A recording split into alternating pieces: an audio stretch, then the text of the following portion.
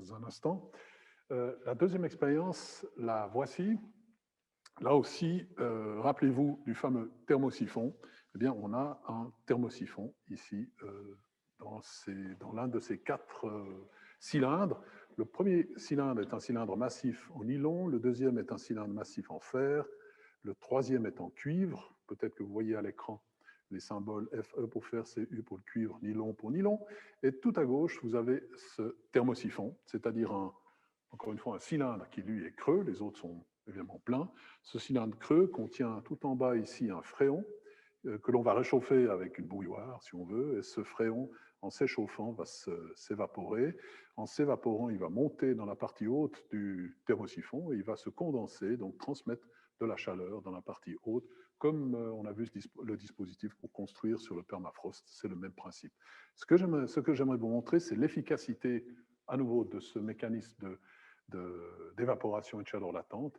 Si tout va bien, s'il y a une certaine justice, ce fameux thermosiphon va augmenter beaucoup plus vite en température. On mesure les températures, je précise, à l'extrémité évidemment des dispositifs, extrémité du nylon, du fer, du cuivre et du thermosiphon. Et si tout va bien, vous allez vous convaincre par vous-même. La première chose à faire, c'est d'éviter de se brûler. Et puis, la deuxième chose, c'est simplement de tremper les pieds de ces quatre dispositifs dans de l'eau à presque 60 degrés. Voilà, il faut que je lance la mesure.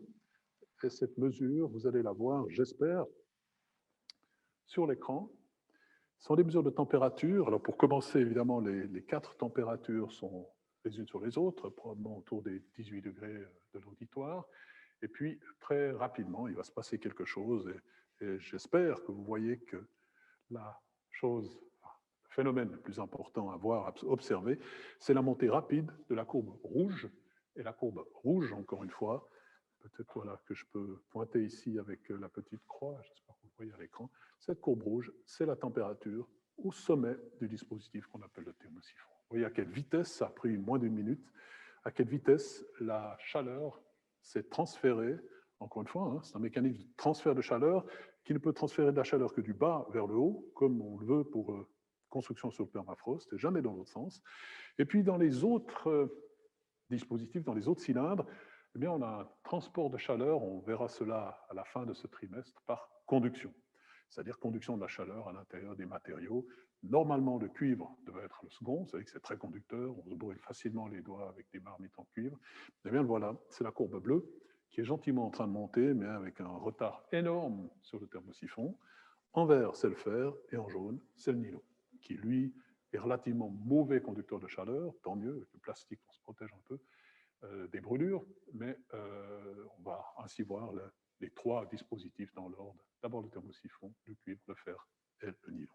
Alors, je vais laisser gentiment l'expérience, entre guillemets, se faire. Je pense que sur le marché. Alors, on va peut-être retourner à l'écran. Je ne sais pas, oui, vous le voyez encore, j'espère que vous le voyez suffisamment bien. Je vais arrêter l'expérience avant de faire bouillir l'eau. Vous voyez que la courbe, encore une fois, du thermosiphon est montée jusqu'à 70 degrés. Donc, on a amené pratiquement la température du haut du dispositif à la température du bas, c'est-à-dire la température du bac. Vous voyez que le cuivre essaye de rattraper, si on attend suffisamment de temps, il rattrapera cette température de 70 degrés et le thermosiphon dans probablement, certainement, en tout cas 500 secondes, c'est-à-dire dans 10 minutes.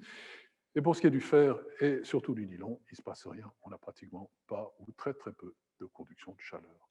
Voilà, je vais juste arrêter l'image pour la garder comme ceci. On pourrait évidemment continuer et puis éteindre le bac pour éviter que quelqu'un se brûle sur ce bac.